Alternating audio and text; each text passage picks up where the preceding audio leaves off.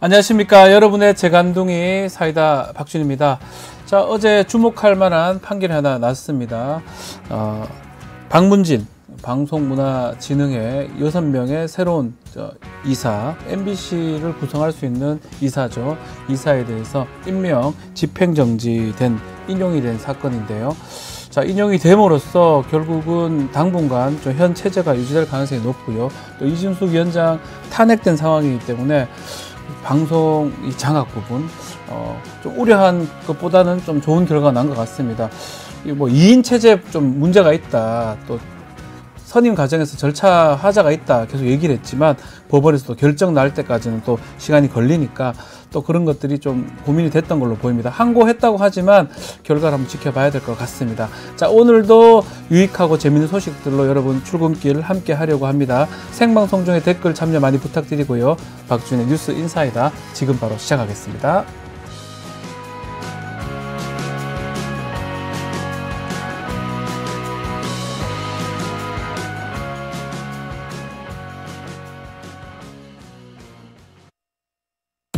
리서치 앱테크 아직 시작 안 하셨나요? 생각만 공유해도 리워드가 쌓이는 서치통, 지금 시작해보세요. 원아이디 로그인 후 패널 가입 시 약 3,000원 상당의 리워드 적립. 리서치에 참여하실 때마다 현금처럼 사용 가능한 PTR 적립. 내가 초대한 친구가 패널 가입을 할 때도 리워드 적립. 지금 바로 서치통에서 우리 지역, 우리나라의 사건, 사고들에 대한 리서치에 참여해주세요. 언젠가 여의도에서 비상할 날을 꿈꾸는 청년 정치인들과 정치 현안 짚어보는 시간입니다. 의사당 1번 출구 시간입니다. 자, 오늘도 항의도 노무현 재단 이사 신인규 변호사 두 분 나오셨습니다. 안녕하십니까? 네, 안녕하세요. 안녕하세요. 자, 이거 짚어보겠습니다. 코로나 확진으로 병원에서 입원 치료 받고 있던 지금 이재명 대표 아직까지 당무 복귀는 하고 있지 않고 있습니다. 많이 호전됐다고 하는데 오늘 퇴원할 것 같아요. 지금 보니까. 네, 뭐 그런 얘기도 나오고 있는데 네. 일단 퇴원하시더라도 24시간 동안 또 자가격리를 해야 된다고 해가지고 네. 그걸 권고받았다 하더라고요. 그래서 그 이후에 뭐 일정을 소화할 수 있지 않을까 싶고 27일로 원래 예정돼 있던 재판도 그래서 30일로 또 미뤄졌기 때문에 네. 뭐 내일 본격적인 일정을 시작하시면 되게 바쁠 것 같습니다. 자, 지금 뭐 거의 이제 사실 요즘 코로나가 엄청 막 중병으로 하기보다는 어쨌든 스스로 격리하거나 해가지고 하면 오늘 내일 중으로 이제 복귀를 할 거고, 그렇다면 사실 일들이 좀 많은 것 같아요. 지금 이번 기간 안에서도 독도 지우기, 진상조사, 또 의료대란 대책 여러 논의 지시를 이어갔는데 또 당직 인선도 발표를 했습니다. 일단은 이재명 대표 이번 기간 동안 당무 이어갔던 거 신인규 변호사 어떻게 보셨어요? 예, 아무래도 이재명 대표가 사실상 이제 2기 체제를 맞아서 네. 막 시작하는 찰나에 여야 대표회담까지 논의가 되고 있지 않았습니까? 네. 그런 상황에서 이제 그 코로나에 이제 이재명 대표 좀 격리되면서 사실은 이 중차대한 시기에 병상에 있더라도 아마 쉬는 것도 힘들었을 것 같아요. 그래서 지금 뭐 대일 외교 관련돼서는 엉망이기 때문에 진상조사, 독도 지우기에 대해서 할 수밖에 없었을 거고, 더 심각한 것은 의료 붕괴입니다. 네. 그러니까 지금 뭐 응급실부터 해서 국민들의 걱정이 이만저만이 아니거든요. 이런 상황 속에서 제1야당 대표로서도 책임감을 느끼면서 당연히 이 부분도 챙길 수밖에 없는 것이고, 네. 거기다가 이제 인사까지 이재명 대표가 다 병상에서 사실상 한 거거든요. 그래서 뭐 이재명 대표가 부재이긴 했습니다만은 그래도 뭐 부재로 인한 어떤 혼란이나 그런 공백감은 별로 없었다라는 생각이 듭니다.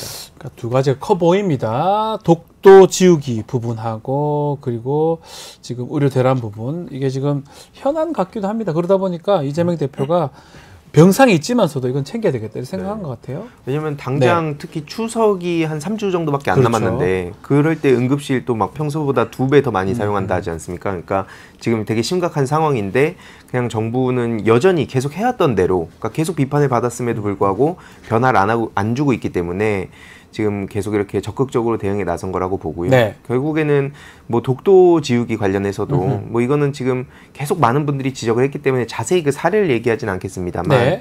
지금 노골적이라는 생각이 많이 듭니다. 아니 정부에서는 아니다, 지금 리모델링하는 과정에서 그렇게 됐다라고 또 사실은 또 입장을 밝혔잖아요. 독도 지우개 관련해서.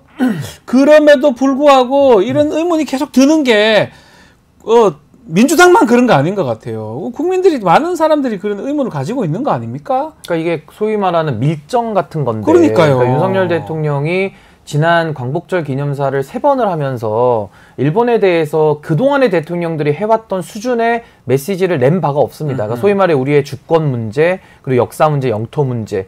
여기에 대해서는 당연히 일본이 지금도 반성하고 있지 않는 행동들을 하고 있기 때문에 네. 우리가 피해 국가로서 또 인접 국가로서 잘못된 건 잘못됐다라고 명확하게 꼬집어줘야지 한일 관계가 더 건강하게 오래 지속 가능할 수 있는 거거든요. 지금처럼 윤석열 대통령 하듯이 일본에 대해서 다 퍼주고 뭐 퍼준 걸 넘어서서 이제는 뭐 거의 뭐 매국 외교 아니냐라는 비판이 이상하지 않게 들릴 정도가 된다면은 네. 이건 오히려 한일 관계의 건강한 관계를 방해하는 걸림돌이 될 거거든요. 그래서 국민들은 윤석열 대통령 지금 대한민국 위해서 일하고 있는 거 맞냐? 매일 술만 먹는 거 아니냐? 지금 이런 거에 대해서 국민들은 의구심을 제기하고 있는데 묻는 거에는 답을 안 하고 자꾸 괴담이다, 선전선동이다 이렇게 나오니까 좀 답이 없다. 더 설명을 해주면 되는 거잖아요. 아니다, 확실히 아니다라고 딱 일 터졌을 때 무슨 소리냐? 독도 우리 땅에 가는데 다 시간 지나서 한참 후에 독도는 우리 땅이 당연하지 않냐? 그거 누가 모릅니까? 하는 행동이 다르니까 다 의문 제기를 하는 솔직히 거죠. 조형물 누가 몰라요 그거? 조형물 치워서 문제됐잖아요. 예. 이 대통령이 억울하면은 야 조형물 더 놓자, 예. 한 2개 놓자 이렇게 100개 하면 놓자, 되는 거예요. 그냥 지역마다 놓자. 아니, 모든 역에 다 놓자 이렇게 하면 됩니다. 그러니까요. 근데 그렇게 안 하잖아요. 네. 안 하잖아요. 그러니까 자꾸 이 문제 제기를 하는 거 아닙니까? 그러니까 우리가 이렇게 비판을 하니까 네. 무슨 뭐 오세훈 시장도 뒤늦게 뭐 이게 리모델링이었다 해명하고 전쟁기념관에도 재배치한다고 하는데 사실 그것도 일정도 안 나왔다고 하더라고요. 그러니까 네. 그런 걸 보더라도 이렇게 분노를 안 했더라면 과연 이들이 이렇게까지라도 했을까? 그러니까 이것도 사실 잘했다고 볼 수 없는 건데 네. 이렇게 분노를 하니까 그나마 이 정도라고 가는 거라 봐서 정말 기가 막히고 광복절날 어떻게 네. 대통령이 전 무슨 6.25 때인 줄 알았어요. 예. 무슨 뭐 337 전략이라면서 무슨 통일 독트린 얘기를 하는데 결국엔 그냥 흡수 통일 얘기한 거 아닙니까? 네. 그것도 광복절날. 이러니까 당연히 많은 시민들은 분통을 터뜨릴 수밖에 없다 봅니다. 자, 그리고 뭐 민주당 지금 얘기를 하고 있는데 이재명 대표 지금 당직자 추가 인선도 했습니다. 좀 눈에 띄는 게 인재위원장입니다. 장성호 의원이 됐고요. 총괄 특보단장에는 안규백 의원이 임명이 됐는데 장성호 의원. 근데 이름이 좀 다릅니다. 네. 아, 죄송합니다. 정성호 네, 의원입니다. 네, 장성호 야구 선수인데 정성호 의원입니다. 자, 인재 영입위원장이었죠 예전에. 이름이 영입을 빼고 인재위원장 직책명이 좀 바뀌었네요. 예, 이게 뭐 예전에도 뭐 이렇게 많은 분들이 인재에 대해서 되게 관심 많이 갖잖아요. 저도 어떻게 보면 당에 영입이 돼서 들어왔던 케이스인데 지지난 총선 때. 네. 근데 이제 영입도 중요하지만 결국엔 당이라는 게 계속 우리들이 인재를 내부에서 키워가지고 아하. 뭐 계속 더 나은 사람들을 그 대중들한테 보여줘야 되는 거기 때문에 그런 육성과 그다음에 그런 의지를 말로만 할 게 아니라 실제로 이렇게 이름을 바꿔서 영입보다는 이제 내부 인재 양성에 좀 초점 맞추겠다. 네. 좀 그런 의지로 보입니다. 정성호 의원이 뭐 최측근이라고 좀 알려진 분 아닌가요? 좌장, 친명계 좌장 뭐 그렇죠. 이런 얘기도 그러니까 있고요. 이분도 이제 변호사 출신이시고 이재명 대표랑은 굉장히 오랜 인연 속에서 뭐 소위 말하는 레드팀 역할을 내부에서 네. 좀 해왔다 이런 평가를 받는 분인데 정성호 의원은 굉장히 인품이 좋다고 좀 알려져 있고 예. 두루 이렇게 좀 신망이 많으신 분이에요. 맞아요. 그러니까 아무래도 이런 분을 뭐 이재명 대표와 둘 사이의 관계에서는 약간의 껄끄러움이 있다고 하더라도 이렇게 임명을 해서 인재위원장의 직을 맡기는 것은 전 좋은 인선이다라는 생각이 들고 또 총괄 특보단장도 굉장히 또 그런 여러 가지 전문가 그룹들을 또 영입하는 부분이기 때문에 뭐 안규백 의원이 뭐 잘할 수 있는 분들 아닌가라는 생각이 들어서 뭐 이재명 대표가 이제 2기 체제에서는 조금 더 단단해진 코어를 기반으로 좀 더 확장 전략을 이제 쓰고자 하는 의지 아니겠는가 저 그렇게 해석합니다. 두 분 다 5선이기 때문에 5선 의원이죠. 좀 안정감 있게. 예. 그러니까 특히 이번에 개혁적인 좀 초선 의원들이 많이 들어가게 됐잖아요. 그래서 그러니까요. 좀 안정감도 같이 가져가겠다. 그런 의지로도 보입니다. 그렇죠. 그렇게 보이고 자 인선 관련해서는 좀 호남, 광주, 전남 쪽에 홀대론이 계속 이어지고 있는데 일단은 충청과 또 경상도 인사 챙겼습니다. 김태선 의원, 대표실 수행실장, 또 수석 사무부총장의 이모선 의원이 지명이 됐습니다. 충청 쪽입니다. 자, 광주, 전남 인사가 빠졌던 거. 결국은 지명직 최고위원회 호남 인사를 좀 지명하겠죠? 아무래도 어떻게 될지는 아직까지는 네. 모르지만 그럴 가능성이 높아지지 않았나 싶기도 합니다. 뭐 이따 뒤에 또 얘기가 나올 앞으로 그 보궐선거 관련해서도 또 이게 연관이 되기 때문에 뭐 그럴 가능성이 높아지지 않나 싶은데 아직까지 뭐 얘기 나오는 건 전 없는 것 같더라고요. 아직까지 호남 쪽 누가 저 지명직 최고위 될지 네. 그 부분에서 얘기가 안 나오고 있는데, 자, 지금 10월 달에 재보궐선거는 지금 눈에 띄는 게 호남 지역이에요. 곡성하고 이제 두 군데서 아마 좀 유력한 선거가 될 것 같은데, 특히 민주당하고 조국혁신당 경쟁이 본격화됩니다. 곡성 영광인데 두 군수 자리인데, 자, 이 두 군수 보궐선거, 재보궐선거, 민주당, 조국혁신당한테 어떤 의미로 봐야 됩니까? 이게 텃밭 전쟁으로 또 읽혀지기도 합니다. 근데 이제 네. 뭐 재보궐선거니까 나름대로 지금까지 누적되어, 그러니까 총선 이후에 그 호남의 민심을 한번 평가해 볼 수 있다라는 것은 좋은 기회고요. 그렇죠. 근데 다만 이제 재보궐선거의 특징상 국민들의 참여가 그렇게 높지는 않거든요. 그래서 네. 이게 아주 정확한 지표가 되긴 또 어려운 단점 한계도 있다. 근데 지금 이제 여론조사 결과를 보시면은 이제 갤럽 기준에서 지난주 조사인데, 광주 전라에서 민주당에 대한 지지율이 호남 지역에서 52% 나오고요. 조국혁신당에 대해서 17% 지금 나오고 있습니다. 그러니까 지금 상황에서 재보궐선거 치르더라도 아마 민주당이 저는 승리를 거둘 것이다. 물론 조국혁신당도 나름의 뭐 보전을 받는, 그러니까 선거비 보전받는 정도의 유의미한 득표는 이어갈 걸로 예상은 돼서, 저는 뭐 이번 재보궐선거를 통해서 호남에서 그럼 누가 더 주도권을 갖느냐라고 봤을 때 좀 민주당이 조금 더 우위에 있는 형국가 아니겠는가. 네. 그러니까 조국혁신당이 선거 이후에 지금까지 한 6개월을 평가해 볼 때 그렇게 유의미한 지금 존재감을 드러내지는 못했거든요. 아하. 근데 저는 국민들께서 나름의 호남에서 누구에게 주도권을 줄 것이냐, 그런 평가가 부분적으로 이루어질 것이다, 그렇게 생각합니다. 자, 지금 짚어주신 것처럼 일단은 그래도 호남에는 민주당이 좀 더 나은 편인데, 뭐 이거는 뭐 전망이고 뭐 가정이긴 하지만, 만약에 조국혁신당이 승리를 한다, 이렇게 되면 민주당이 상당히 곤란해질 것 같아요. 근데 뭐 앞에 말씀 주셨듯이 사실 이게 다수의 국민들은 사실 잘 모르거든요. 그 지역에 계신 분들, 그것도 정치 고관여층 분들이 가장 중요하게 생각을 하고, 물론 이제 중요하지 않다는 게 아니라 생각보다 이것 때문에 뭐 어떻게 됐다, 민주당이 뭐 졌다, 이게 일부 뭐 언론이라든지 아니면 국힘 측에서는 그걸 또 좋아할 수 있을지 모르겠지만, 네. 뭐 사실 그렇게 전 생각하지 않고요. 그리고 결국에는 민주당에서도 중요한 건 이거 되게 신경을 많이 쓰는 지역입니다. 왜냐하면 뭐 애초에 뭐 정치적 기반도 기반이지만 이재명 대표님이 에너지 고속도로 계속 강조하지 않습니까? 그렇죠. 그래서 그와 관련해서도 굉장히 중요한 지역이다. 특히 곡성 같은 경우에 지금 인구 소멸의 고위험 지역이다 보니까 네. 또 이게 굉장히 중요하게 보고 있고, 특히 그 영광 쪽도 지역자원시설세, 이게 지금 그 김민석 수석 최고위원도 강조를 하면서 기본소득의 그런 실험을 해볼 수 있는 되게 중요한 지역으로 보고 있기 때문에 이렇게 가볍게 그냥 넘기진 않을 거다. 그래서 인물이나 정책이나 민주당에서 지금 총 집중을 한다고는 알려져 있다 보니까, 전 그래서 그런 점에서 사실 민주당이 뭐 승리하게 되지 않을까 생각을 하고 근데 있습니다. 저는 이 네. 호남홀대론이라는 게 조금 저는 광주 분들이나 호남 분들이 듣기가 좀 불편할 수도 있을 네. 것 같아요. 왜냐하면 아니 민주당 하면 호남이 근거지인 텃밭이잖아요. 정당인데 네. 호남을 홀대한다라고 하는 것은 국민의힘에 대해서 영남홀대론이라는 건 안 나오잖아요. 그러니까 이거는 조금 프레임을 자꾸 짜는 거라서 호남 분들이 좀 불쾌하실 수 있다는 생각이 들고, 다만 호남에서도 정치에 경쟁이 없다. 그러니까 일단 독점 체제라는 거는 그 저는 의미로. 당연히 이거는 이제 호남 분들이 좀 목마름이 있을 것이다 라는 생각이 들어서, 지금 광주 호남 쪽에, 전라도 쪽에서는 호남 홀대가 중요한 게 아니라 누가 이길 수 있느냐, 누가 수권 능력을 가지고 다음 정권을 가져올 수 있겠느냐, 전 여기에 더 관심이 있다고 보거든요. 네. 그러니까 지금도 아마 그 호남 지역에서 민주당, 조국혁신당 두 당이 경쟁을 하면서 유의미한 정치의 발전을 좀 보여주면 좋을 것 같고, 결과론적으로는 수권할 수 있는, 그러니까 국민의힘의 집권을 막을 수 있는 저는 그런 대안까지 좀 제시해주기를 지금 바라고 있는 거 아닌가, 저 그렇게 생각합니다. 약간 뭐 국민의힘 입장에서 영남 지역이 그 의원들이 뭐 좀 죄송한 표현일 수도 있지만 치열하지는 않은 것 같아요. 경선만 통과하면 사실 당선이 쉽잖아요. 호남도 마찬가지예요. 경선만 통과하면 이 당선이 쉽다 보니까 전국적인 좀 정치인이 되기 좀 어렵다. 그러다 보니까 민영배 의원이 이번에 그래도 유명한 민영배 의원인데 최고위원 선거에서 아니 그래서 제가 이거 조금만 낙마했거든요. 첨언하면, 그러니까 호남 홀대론에 기반해서 네. 민주당이 위축이 돼가지고 뭐 지명직 최고위원은 무조건 호남을 배려해야 된다. 네. 이런다고 호남 민심이 오지 그렇죠. 않아요. 그 그러니까 말씀도 더 그래요. 경쟁력 있고 더 예. 수권 능력을 가진 사람을 오히려. 예, 지명직 그렇죠. 최고위원에 앉혀서 정권을 갖고 오는 것이 저는 오히려 호남에서는 더 원하는 바일 것이다. 좀 그렇게 생각합니다. 이게 뭐 저도 그 말씀 뭐 경쟁 특히 이게 네. 굉장히 중요하다고 보는데 또 지역의 목소리들이 아예 전달 자체가 안 된다고 보는 그 목소리가 또 있거든요. 그래서 네. 그런 의미에서 뭐 사실 상징적으로만 남아서도 안 되지만 그런 목소리를 실제로 직통으로 바로 지도부에 전달할 수 있는 것도 필요하다. 이제 아하. 그런 것도 좀 같이 고려할 필요는 있어 보입니다. 알겠습니다. 자, 그리고 좀 눈에 띄는 게 정치 행보 재개를 예고한 김부겸 전 총리 행보입니다. 자, 이재명 대표 이 전당대회 85% 득표를 했는데 좀 비판의 목소리를 높였습니다.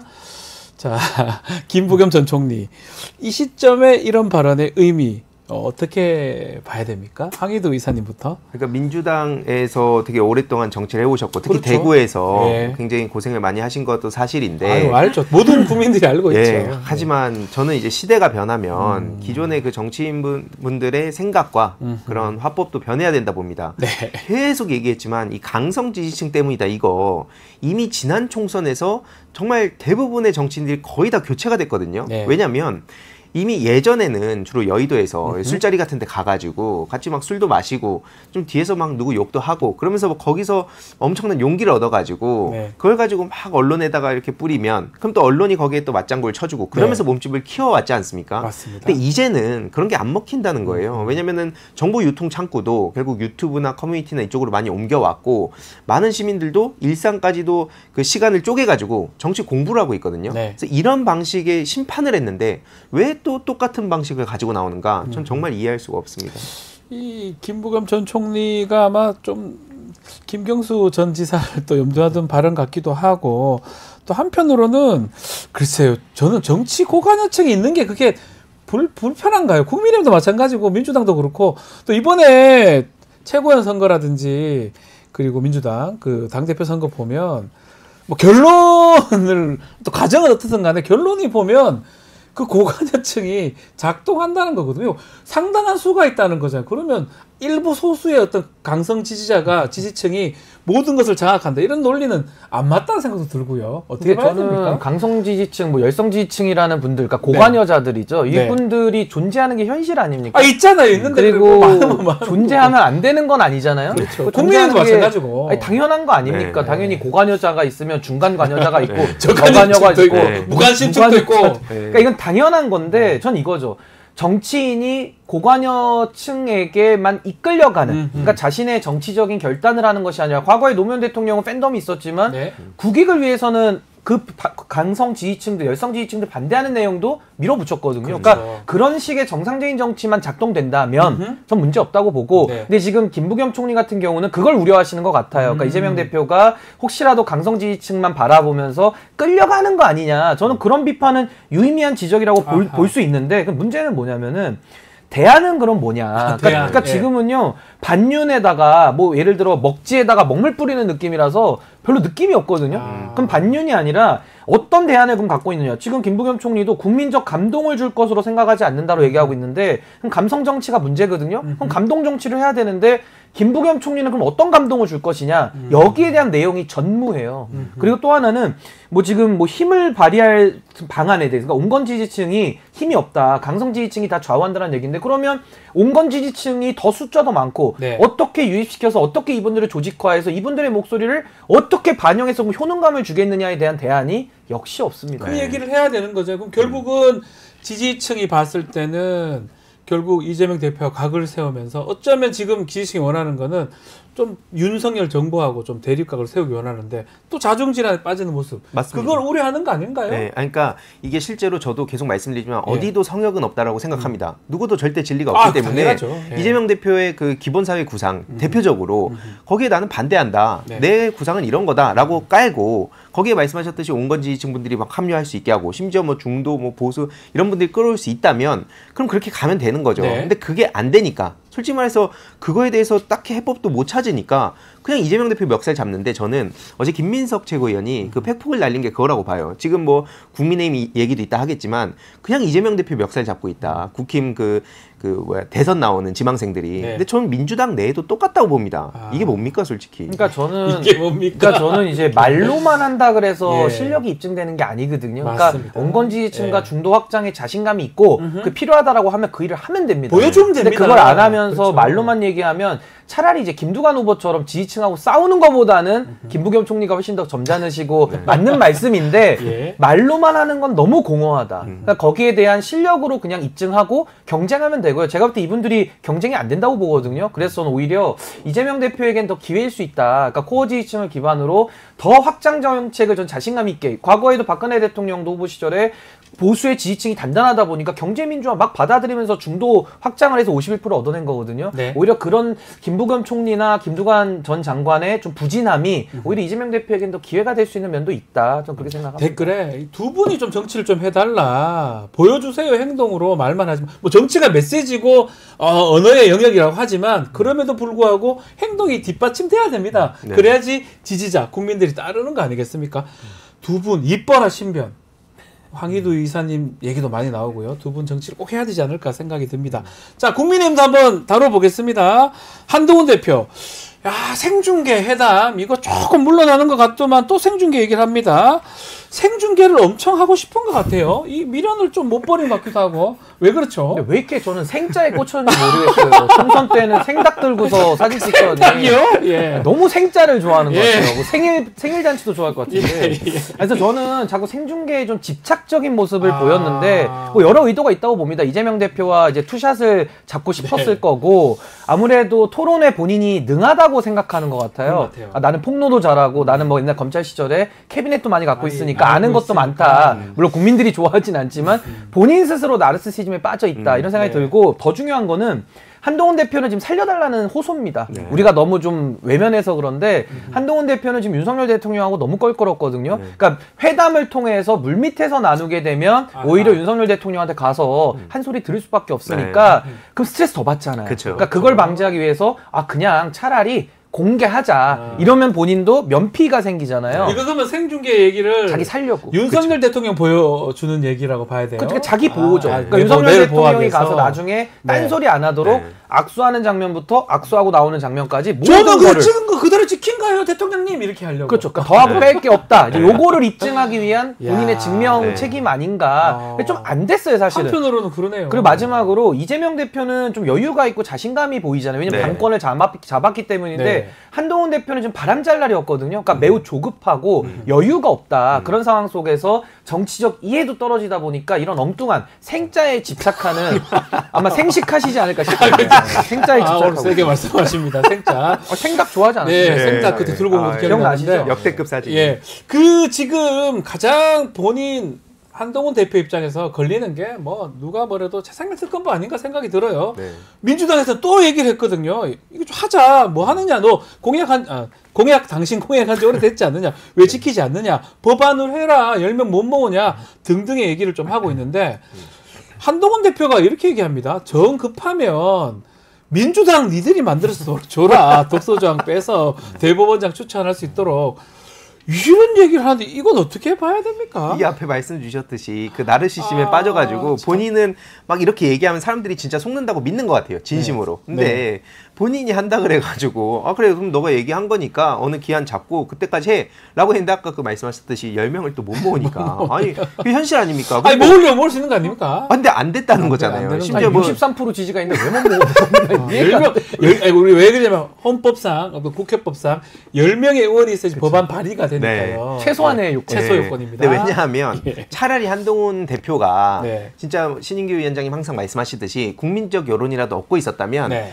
10명의 의원들 안 따라왔을까요? 근데 딱 그냥 이거 누가 보더라도 원내 대표인데 국민적 지지도 그렇게 크게 있는 것 같지도 않고 맨날 갈팡질팡하고 근데 이러다가 용산에 또 조인트 까일 것 같으니까 그러니까 누구도 편을 못 들어주는 겁니다. 그게 이거 다 한동훈 대표의 무능으로 귀결되는 거고요. 네. 결국에는 자기가 얘기했던 것도 갑자기 저런 말장난을 한다고 해가지고 이게 뭐 처음 나와가지고 이런 얘기하는 거면 사람들이 속을 수라도 있는데 이미 이 화법도 다 드러났습니다. 예. 뭐 어쩌자는 겁니까? 아니 그리고 민주당 누구도 보하라고. 저는 네. 대한민국 국민 중에 누구도 네. 한동훈 대표한테 당대표 나오라고 한 사람 없습니다. 저도 안 그랬고요. 아. 나오면서 특검법 발의한다. 공수처 수사 결과 보지 말고 국민 여론이 안 좋으니까 특검해야 한다. 근데 제3자로 하자라고 한동훈 대표 스스로 얘기했거든요. 본인이 나와서 본인이 네. 스스로 본인이 제3자 특검 예, 발의했어요. 아무도 안 시켰습니다. 예. 근데 본인이 이제 와서 남 탓하는 건 너무 좀 양심이 없는 거 아닌가. 근데 예. 보통 정치라는 게 정치인이 국민들을 위해서 뭘 해드리는 거거든요. 그렇죠. 열심히 봉사하고 열심히 해드리는 게 정치의 본령인데 이분은 뭐게 해달라는 것만 많아요. 네. 이거 해줘, 사줘, 먹여줘, 풀어줘, 꾸며줘,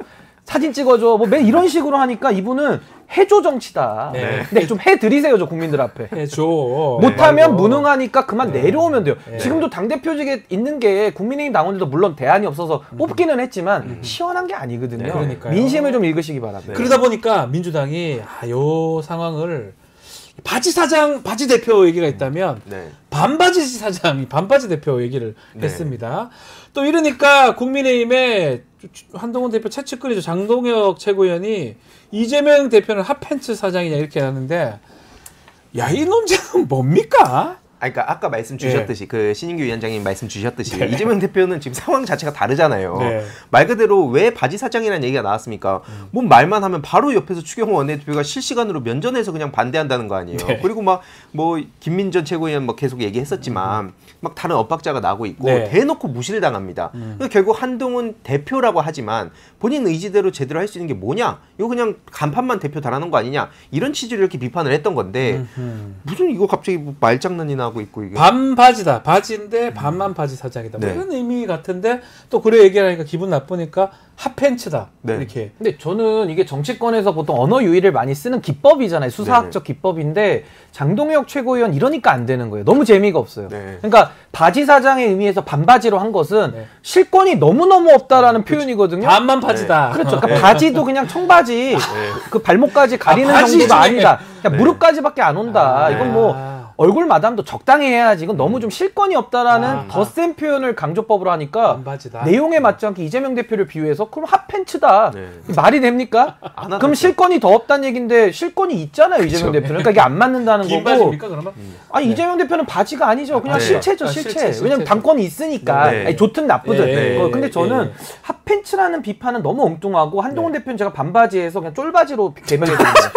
왜냐면 쫄았다라고 할 때 우리가 뭐 쫄면 뭐 이런 비유를 하거든요. 말 세게 그러니까 하시네요. 쫄바지라는 거는 네. 내용이 되잖아요. 아 네. 쫄았는데 그쵸. 어. 바지 사장이다. 이걸 아. 결합해서 쫄바지다라고 좀 얘기하면은 네. 공감이 돼요. 아, 웃음이 그쵸. 나오죠. 네. 승자. 웃음이 근데 여기에 대해서 갑자기 반바지 그러니까 야 너는 핫팬츠야. 네. 뭡니까 이게 안 네. 맞잖아요 내용이. 맞아요. 그러니까 장동혁 최고위원은 좀 드립학원을 좀 수강을 하길 바랍니다. 이게 너무 안 신규 맞습니다. 위원장한테 배워야 될 것 아니 같아요. 오늘 어록이 많이 공짜로 나옵니다. 공짜로 과외해드릴게요. 제가. 생닭 얘기하더만 생중계 얘기를 쫄바지. 하지 않나. 네. 반바지가 아니고 쫄바지에 가깝다. 이렇게. 왜냐면 이게 얼마나 그러니까 자기들도 이게 공부를 안 하고 철학이 없으니까 저런 건데 아하. 그러면서 동시에 일극 체제라고 까잖아요. 네. 뭡니까 도대체 이게 그러니까요. 일극 체제로 독주를 한다는 겁니까? 아니면 그냥 바지 사장 뭐 핫팬츠 사장이란 겁니까? 이게 안 맞잖아요 이게. 맥락이 안 맞아요. 네. 그냥 말장난하는데 그걸 하려면 그 언어의 유의를 담아서 해야 되는데 그렇죠. 그분 말씀. 그러니까 웃음이라는 게 예. 재밌어서 나와야 되는데 이건 네. 좀 헛웃음이 나오잖아요. 왜 이러는가. 네. 내용이 안 맞는 핫팬츠 왜 갑자기 나오냐? 뜬금없이. 왜 그냥 팬티라 그러지 팬티. 무슨 핫팬츠입니까? 더 짧게 가지 뭐. 사각 팬티 어떻습니까? 알겠습니다. 자, 뭐 대표회담은 뭐 할 것 같긴 합니다. 그렇지만 의제, 방식 좀 달라 보이긴 한데 문제는 9월 달이 계속 대정부 질문도 있고 추석 연휴도 있고 근데 추석 전에 만나야 되는데 후에 만난다. 이것도 좀 의미가 달라질 것 같고요. 어떻게 좀 전망합니까? 그러니까 보면은 28일에는 예. 국회 본회의 또 중요한 안건들이 있고 29일에는 국힘에는 뭐 연찬회가 있다 하고 민주당도 워크숍이 있기 때문에 사실상 8월 안에 만나는 건 어려울 것 같고 네. 그러면 이제 뭐 9월에 그러니까 최대한 빨리 만나야 되는 시기다 보니까 뭐 9월 추석 전에 만나게 될지는 모르겠습니다만 네. 최대한 아무튼 9월 초에 빠르게 일정을 잡으려고 하지 않을까 싶습니다. 왜냐면 워낙 지금 중요한 사안들이 많고 아까 뭐 의료 대란부터 시작해서 민생도 지금 막 가계부채 문제라든지 심각한 게 한둘이 아니기 때문에 너무 많은데. 네, 지금 빨리 만나려고 하지 않을까 싶습니다. 추석 전에 만나는 게 맞죠. 하려면 그때 해야 되겠죠. 아니 하려면. 근데 이제 한동훈 대표는 지금 전략이 다 꼬여버렸어요. 예. 그러니까 거의 뭐 숨이 턱끝까지 차오른 그런 조급함과 아주 절박함이 느껴져서 좀 예. 안 됐긴 한데 왜냐면 한동훈 대표의 전략은 생중계를 해서 이재명 대표랑 투샷 잡고 전국 주도권 한번 끌고 추석 밥상 좋아하니까 추석 밥상에 올리겠다 이거였는데 다 꼬였죠. 꼬였다. 이재명 대표도 코로나가 뭐 그건 뭐 원해서 걸린 게 아니니까 어쩔 수 없는 상황이고 지금 윤석열 대통령하고 한동훈 대표가 먼저 지금 30일 정도에 지금 만난다라는 얘기도 나오고 있잖아요. 네. 그렇게 되면 전국 주도권을 또 윤석열 대통령이 가져가 버려가지고 모든 힘을 또 대통령이 블랙홀처럼 빨아들이는 빨아들일 이러면서 수 또 있는. 국정 브리핑 나온다는 거 아닙니까? 나온다는 그러니까 거죠. 한동훈 이번 대표는 주에. 한 달 동안 한 것도 없는데 예. 다음 다가오는 추석 있긴 한 달도 또 할 게 없는 거예요. 아. 그러니까 이제 요 지금 핫팬츠 같은 언어 장난이나 하고 있고 할 게 없는 거예요. 재미도 네, 없고 그러니까. 그럼 지지율 자꾸 떨어지지 않습니까? 네. 지금 정당 지지율도 나오고 있고 한동훈 대표도 이재명 대표랑 둘이 놓고 1대1로 가상 대결 붙여도 계속 지금 떨어지고 있어요. 네. 그러니까 한동훈 대표는 더 위기감이 올 수밖에 없고 이럴 때 정신 차리고 더 정도의 길을 가야 되는데 네. 이분은 더 정도가 아닌 길을 갈 거기 때문에 앞으로 저는 한동훈 대표가 언제까지 대표직을 수행할 수 있는지가 좀 관건이다. 좀 그렇게 봅니다. 알겠습니다. 자, 오늘 의사당 1번 출구는 여기서 마무리를 하겠습니다. 황희두 이사, 신은규 변호사 두 분과 함께했습니다. 오늘 말씀 감사합니다. 고맙습니다. 아유.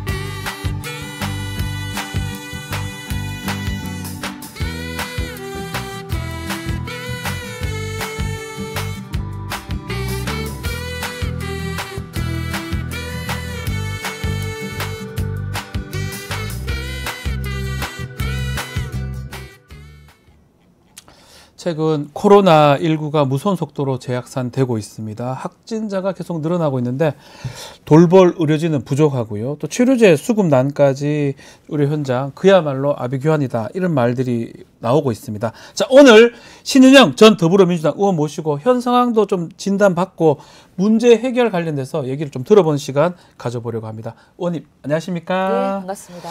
오랜만에 뵙습니다. 아니 진짜 우리가 코로나 방송 4년 전에 네. 했을 때가 감회가 새롭네요. 아, 예, 맞습니다. 예. 같이 이렇게 코로나 홍보 방송 뭐 이런 걸 했는데 예. 갑자기 국회의원 되셔가지고 제가 얘기하기 조금 힘들었습니다. 아, 그러세요? 네. 편하게 하셔도 되는데. 네, 이제 국회 임기 마치셔고 예. 어떻습니까? 지금 현재는 괜찮습니까? 지금 다시 의료 현장으로 돌아가서 네. 환자 즐겁게 보고 있고요. 사실 뭐든지 의료 전문가로서는 현장의 목소리와 환자를 직접 봐야지 그렇죠. 그만큼의 또 파워가 생기는 거기 때문에 어떻게 하면은 지난 4년간의 의료 정책 입안했던 것들을 현장에 접목시킬 수 있을까. 그래서 많은 입법 발의했던 것들을 하나하나 구현하는데 아하. 즐겁게 하루하루 보내고 있다라고 말씀드리고 코로나가 싶습니다. 지금 최근에 좀 심각해진 건 사실이죠. 그렇죠. 예. 7월, 8월 해서 지금 입원 환자도 거의 10배수로 늘게 됐고 특히 더욱 걱정인 것은 우리 지금 의료 대란이 6개월째 유지되고 있지 않습니까? 네. 그래서 이제 많은 교수들이 의대 교수들이 번아웃이 된 상황에서 너무 힘들었어요. 계속 이분들만 계속 일을 하시다 보니까 번아웃 될 수밖에 없죠. 국민들이 봤을 때도 얼마나 스트레스예요. 실제로 병원을 가는 것도 두렵고 맞습니다. 아플까 봐 걱정되고 정말 아플 때는 입원도 안 되고 치료 제대로 안 되고 이런 것들에 대한 스트레스가 상당히 있거든요. 맞습니다. 예. 이런 부분들을 정부나 이게 여당이 해결을 할 수 있어야 되는데 예. 지금 6개월 이렇게 가기 정말 갈 줄 몰랐고 1년 넘어도 지금 상황에서는 참 해결 방안이 묘연하다라고 생각이 듭니다. 그 먼저 이재명 대표가 지금 코로나19 치료 중인데 상태 혹시 알고 계십니까? 퇴원 뭐 곧 합니까? 어떻습니까? 예, 지난 우리 목요일 예. 정도에 그 보고가 됐어요. 코로나 양성 받고 입원 치료 받겠다. 그래서 보통은 코로나가 한 3일에서 5일 정도는 전염력이 강하기 때문에 네. 워낙에 전당대회 오래 하시고 면역력이 많이 떨어진 상황일 그렇겠죠, 거예요. 아마도. 예. 그렇기 때문에 입원하시면서 침상 안전하시면서 다시 회복하는 데 있어서 그래도 목, 금, 토, 일, 월 목금토일월 예. 5일이네요. 예, 그렇게 하면 이제는 퇴원할 즈음이 됐고 지금 의료대란 플러스 보건의료 노조의 파업까지 앞두고 있는 상황에서 민주당이 간담회를 한다고 오늘 예정이 되어 있기 때문에 그 자리에 컴백을 하실지 안 하실지는 복귀를 하실 것이다. 지켜봐야 되는 상황입니다. 지금 코로나 관련해서 치료제 수급 부분 이 부분을 좀 우려하기도 하더라고요. 제대로 되고 있는지 또 한편으로 정부에서는 뭐 있다 이런 얘기도 있는 것 같고요. 그렇죠. 정부가 예측을 조금 잘못했죠. 그러면서 치료제 대란이 일어났었고요.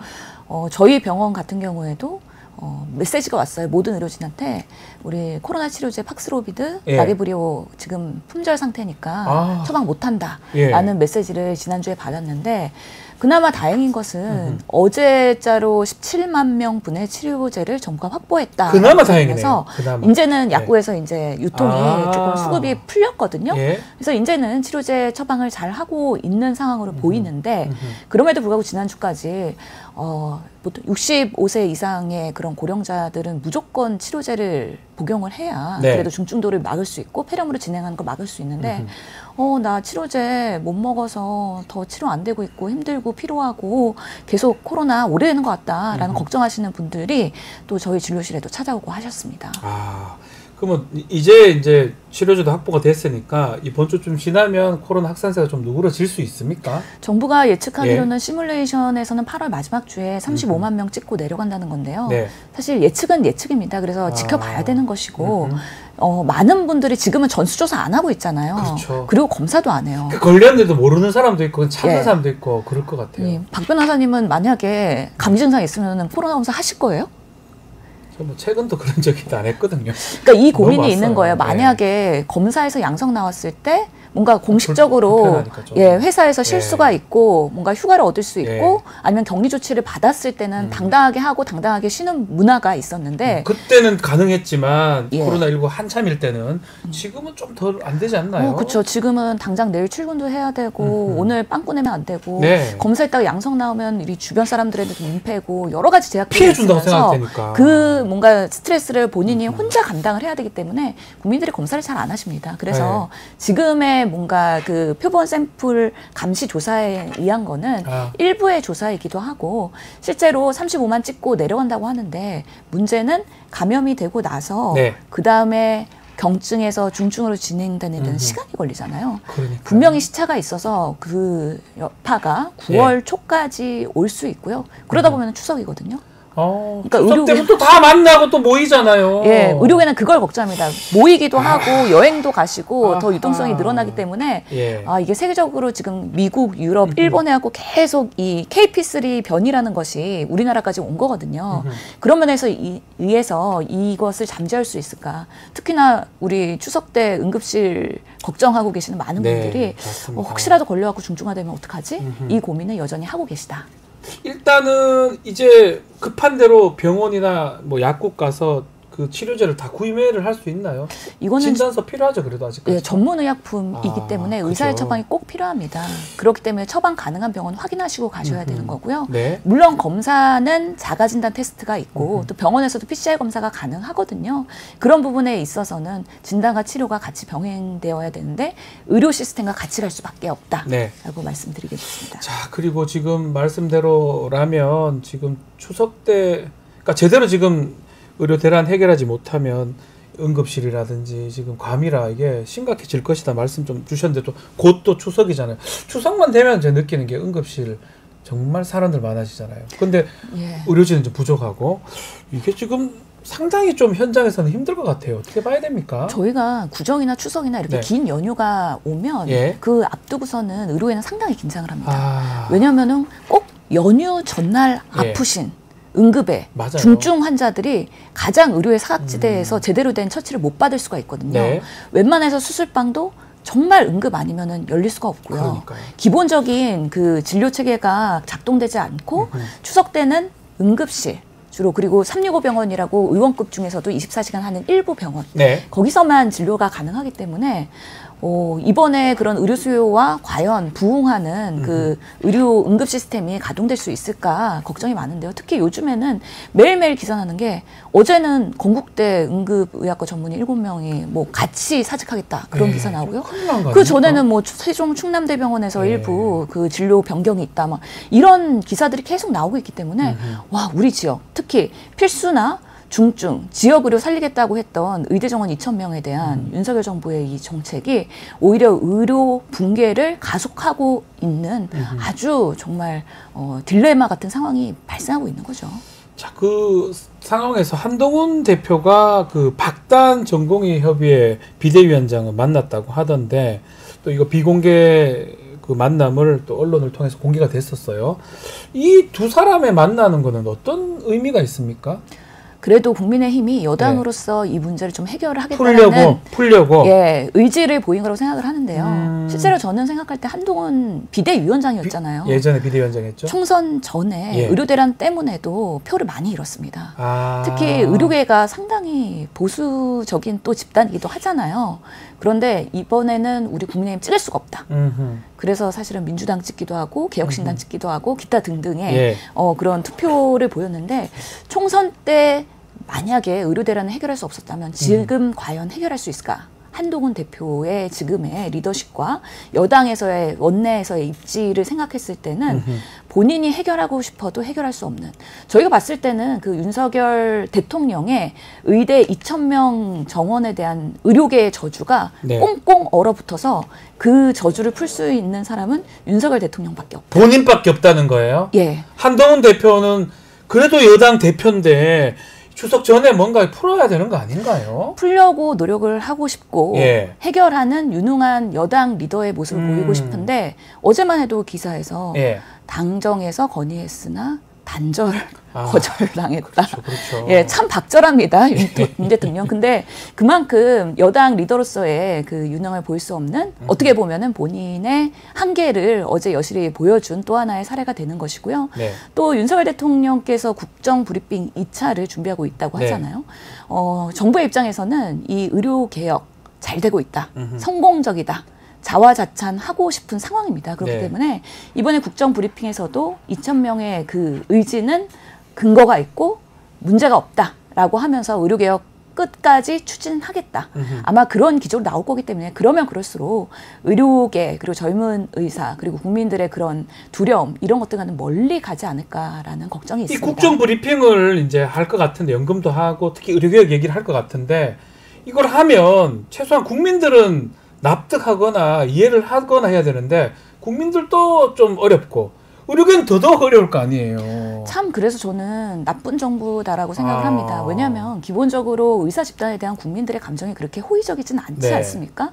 뭔가 엘리트 집단이다 그리고 카르텔이 있다 그런 기본적으로 의사들에 대한 불신이 그동안 오랜 시간 동안 쌓아왔는데 그렇다고 해서 13만의 모든 의사들이 그렇게 사악했느냐 국민들을 가지고 우리가 악마화되는 거에 대해서 공감할 수도 없고 그렇지 않은 의사들이 상당히 있다는 거죠.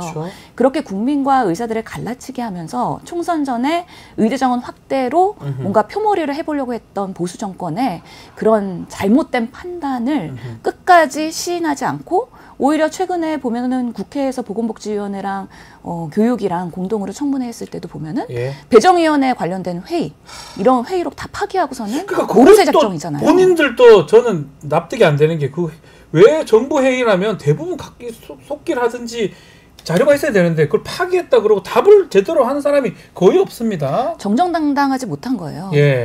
지금 정부 관계자들이 저도 21대 국회에서 의료대란을 점검하면서 보면 보건복지부에서 자료를 안 줘요. 왜냐하면 2,000명이라는 근거가 졸속이기도 하고 설명하면 할수록 스텝이 꼬이거든요. 원래 같으면 밑에서 올라가서 상향식으로 2,000명이 왜 되는지 그 자료도 그러면 낼 자료가 많을 건데 지금 하는 거 봤을 때는 뭐 야당 주장이긴 하지만 결국 위에서 2,000명 딱 정해서 찍어 누르니까 제대로 된 토론이나 어떤 그게 안 나온다 이 말씀 아닌가요? 네, 그렇죠. 그래서 정부는 정부와 국민 의료계를 봤을 때 국민들은 의사 집단에 대한 불신이 있고 그것을 조장해서 의사 정원 확대를 하면 분명히 국민들은 대환영하면서 지지가 올라갈 거라는 그런 얄팍한 그런 계산에 의해서 이번에 정원 확대를 한 것이고 네. 사실은 근거가 부족하고 부실했기 때문에 현장 의료 교육에 대한 문제 그리고 현장에서 수용성 그리고 의사들의 반발이 이렇게까지 거셀 거라고는 예측을 못했을 겁니다. 네. 사실 2020년에도 문재인 정부에서도 의대 정원 확대하려고 했었어요.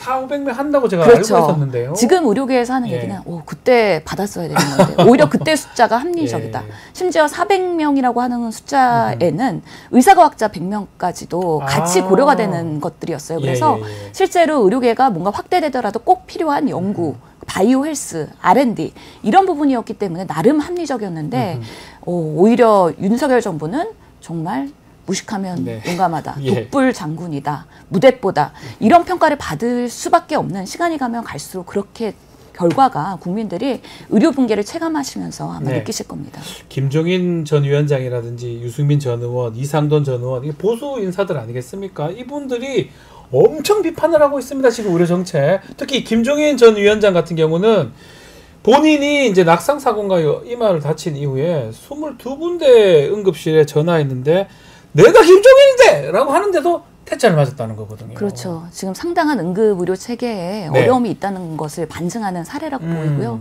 특히 김종인 의원님은 고령이시기도 하고 모르는 사람이 없지 않나요? 국민들 중에. 그리고 8cm에 대한 열상이고 단순히 그 열상이면은 예. 다음날 꼬매도 됩니다. 예. 근데 실제로는 낙상이기 때문에 충격을 받았고 그것으로 인한 뇌 내에 출혈이 있는지는 점검을 해봐야 되는 그래서 거거든요. 응급실 가려고 예. 했던 거 아닙니까? 근데 응급의학과 입상에서는 만약에 뇌출혈로 밝혀지면 응급수술이 들어가야 되는데 그럴 때 신경외과 의사를 불러야 되거든요. 없다는 그럼 거죠. 내가 응급의학과 전문의가 응급실에 혼자 지키고 있는데 만약에 받았다가 수술 못 하잖아요. 예. 그러면은 김종인 전 대표께서 또 이거 소송으로 돌아올 수가 있어요. 이야. 그럼 이게 사회 파장이 엄청 커지게 그러니까요. 되고 그 의사는 또 검찰이나 경찰에 가서 조사받으면서 참고인 신분에서 또 피의자 전환될 거고요. 이게 뻔한 의료계에서의 그동안의 여러 가지 저수가와 여러 가지 열악한 환경에서 열심히 환자를 봤던 그런 트라우마 네. 결과로 돌아온 것들에 대한 이게 우리 사회 시스템에 대한 불신이 남아있는 거라고 생각이 듭니다. 앞으로 김종인 위원장 정도도 이렇다면 일반 국민들은 더한 상황이 될 거고 앞으로가 더 걱정스럽거든요. 저는 상당히 제 주위에도 하나씩 이제 얘기들이 들리고 있는데 우리 의원님도 전문가시니까 또 입법도 정책도 하셨고 또 현장에도 계시니까 어떻게 해소를 해야 되는 게 맞다고 보십니까? 정답 좀 주세요. 어제도 대한의사협회 네. 임현택 회장이 이제 네. 단식 1차, 오늘 2차가 됐는데요. 이제는 투쟁 모드로 들어갔습니다. 네. 그리고 젊은 의사들이 요구하는 것은 사실은 2025년에 대한 1,509명 증원에 대한 재검토부터 요청을 하고 있어요. 네. 그래서 국민의힘에서 26년 정원을 원점 재검토하자고 하는데 또 안 됐잖아요. 그것도 안 되는데 25년 정원에 대해서는 재검토가 어려운 상황이죠. 예. 그렇기 때문에 지금 뭐 윤석열 대통령과 박단 전공의협의회 회장이 만났어도 해결하지 못하는 것을 그 누가 해결하겠습니까? 그럼에도 불구하고 저는 한동훈 혼자 못한다 그러면 이번에 여야 당대표 회담이 그래도 언젠가는 날짜가 지정되고 만날 잡히면? 텐데 국회에서 예. 이것은 여야 뭔가 정쟁의 요소가 아니라 정말 민생의 정점에 있는 것이고 매우 중요한 예. 거잖아요. 오히려 지금. 보수에서 정권을 잃을까 봐 걱정하는 예. 정말 주요한 사안이 됐기 때문에 예. 공동으로 이재명 당대표 그리고 한동훈 대표가 공동으로 윤석열 대통령 결단해라.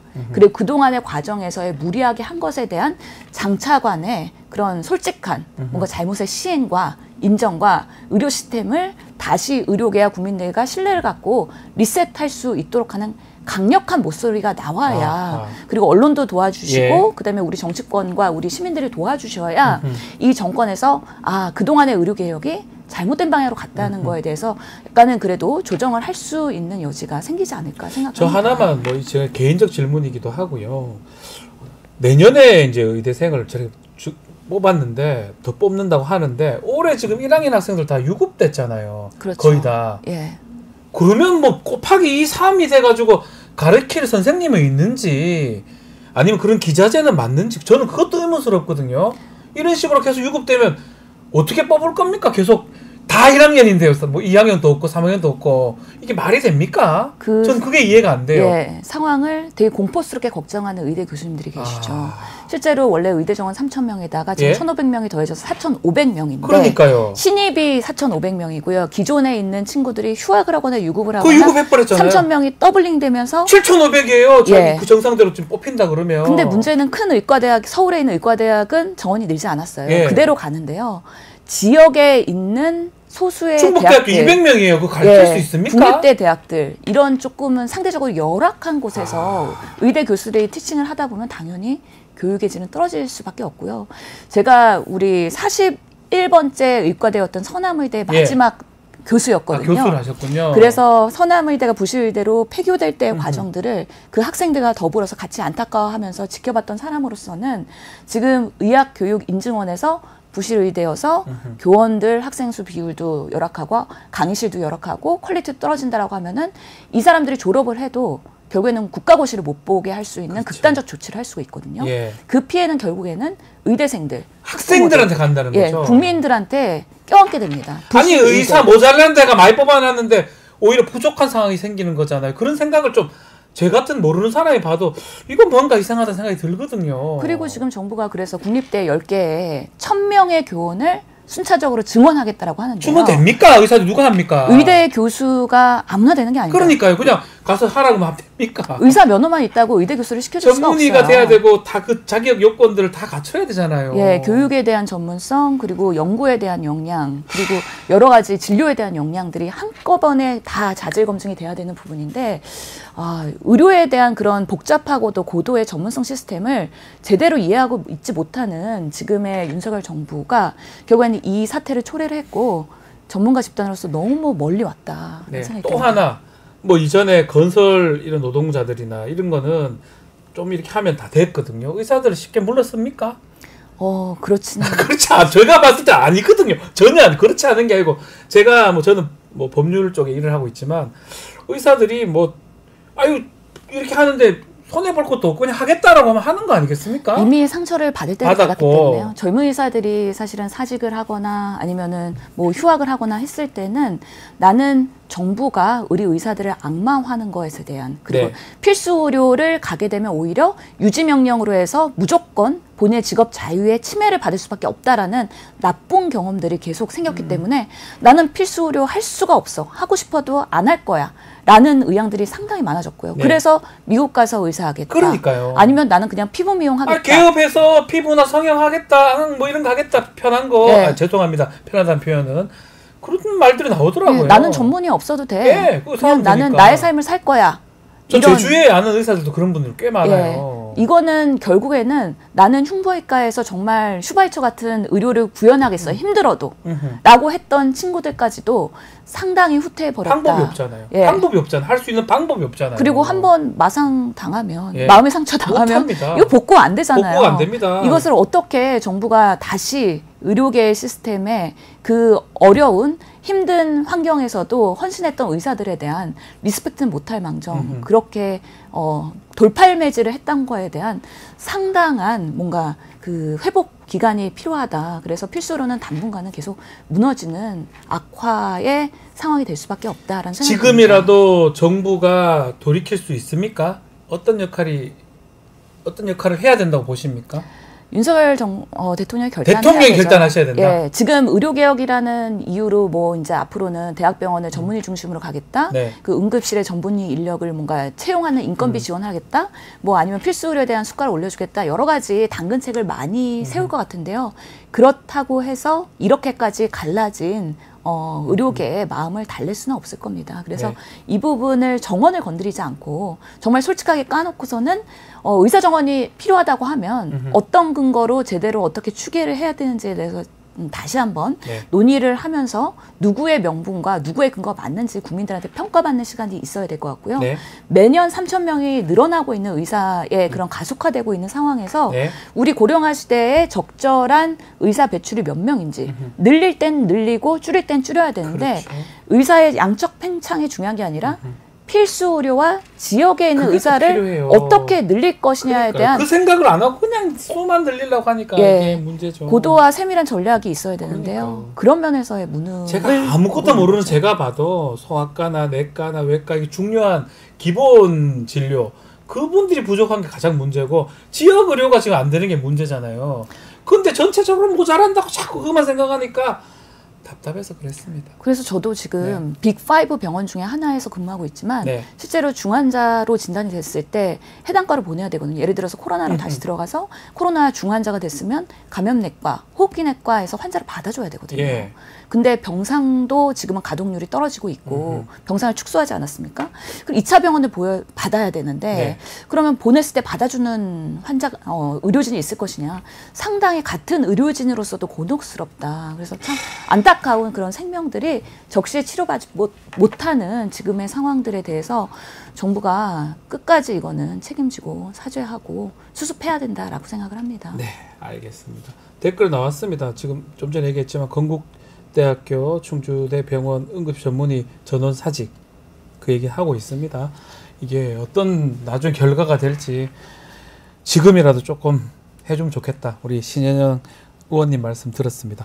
자, 오늘 말씀 여기까지 드려야 될 것 같습니다. 자주 좀 나와주십시오. 예, 자주 제 인사드릴게요. 최고 전문가 아니십니까? 아유, 그렇지는 않고요. 많은 전문가들이 있는데 그래도 이렇게 국민들과 또 소통할 하얀 수 옷도 있는 입고 와서 의사 복장은 아니지만요. 알겠습니다.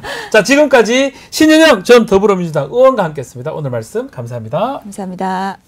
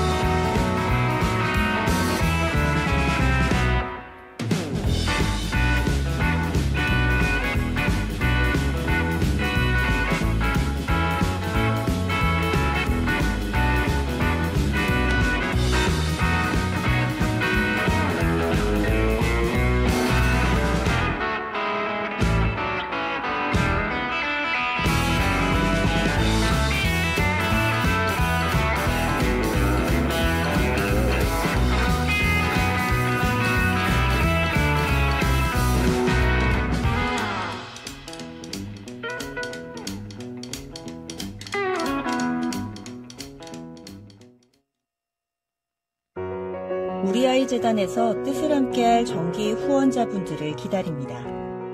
우리아이 재단은 한반도 어린이를 위한 재단입니다. 배고픈 어린이들에게 영양 가득한 국수를 보내고 영유아 자폐 조기검사 지원, 베이비박스의 이유식 정기 배달, 중증장애 및 취약 아동들을 지원하고 있습니다. 따뜻한 손길을 이어주는 분들께 우리아이 팔찌와 감사 선물을 드립니다. 지속적인 지원을 통해 더 많은 어린이들에게 도움을 줄 수 있도록 정기 후원자가 되어주세요. 후원 문의 02-2128-3344, 2128-3344. 네. 자, 시사 역발상 코너입니다. 시사 역발상. 역사적 그 시사, 인물, 역사적 사건 맥락에서 해석해보고 교훈을 얻어보는 시간입니다. 오늘도 백이성 역사 크리에이터 함께합니다. 안녕하십니까? 반갑습니다. 자, 강복절 역사 논란 뜨거웠습니다. 사도강산 얘기, 뉴라이트 독립기념관장 임명, 건국절 논란. 야, 강복절 행사가 정말 또 최근에 독도 조형물 철거까지 여러 가지 논란이 있고 이게 친일 아니냐, 또 뉴라이트가 뒤에 있는 거 아니냐 얘기가 나오고 있습니다. 오늘 뉴라이트 얘기 좀 해봐야 되는데, 자, 먼저 우리 강복절 보시면서 역사학자로서 좀 소회가 남달랐던 갔을 것 같아요. 어땠습니까? 그렇습니다. 뭐 참 용산에 밀정이 있다. 네. 뭐 그 다음에 용산은 뭐 하는 일이 다 그 모양이다. 예. 저는 모든 것에 다 동의합니다. 동의합니다. 예, 정말 그 역사 제가 전공자로서 네. 이거는 정말 참을 수 없다. 더군다나 제가 근현대사 전공자 아니겠습니까? 그렇죠. 예, 그러니까 이거는 더더욱 참을 수 없는 일이 벌어졌다. 역사적 인식의 문제다 이렇게 보시는 거군요. 예, 독립기념관장을 어떻게 예. 저런 사람을 씁니까? 김형석. 예. 저 사람 외에는 없습니까? 말도 아닌 소리입니다. 저거는. 네. 그러면 요번에 불편한 한국사라고 책을 하나 쓰셨어요. 이거 한번 좀 들어주십시오. 예. 좀 보일 수 있도록 예, 좀 더 올리셔도 예, 될 것 같습니다. 불편한 한국사라고. 예. 뭐 이게 뭐가 불편해? 책을 이렇게 불편하게 이렇게 쓰셨어요? 예, 그래서 아니 이게 또 혹시나 이번에 그 논란하고도 연관성이 있는 겁니까? 예, 대마도는 우리 땅이라고 해서 대마도가 왜 우리 땅입니까? 독도는 우리 땅을 좀 더 확대시켜서 제가 적어보았습니다. 그 대마도 여기 지리, 역사 이게 다 나오는 겁니까? 다 나옵니다. 오. 네. 그 1946년부터 네. 1952년까지의 독도와 대마도를 둘러싼 한일 간의 치열했던 영토 분쟁을 제가 다 적어보았습니다. 아 여기가 지금 이거 일본이 엄청 싫어하겠는데요? 예, 일본이 싫어하라고. 네.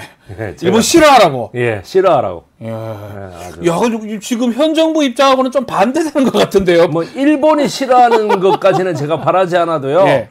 용산은 저를 확실하게 싫어하고 있습니다. 용산이 지정한 블랙리스트. 예. 자, 불편한 한국사입니다. 불편한 한국사. 예.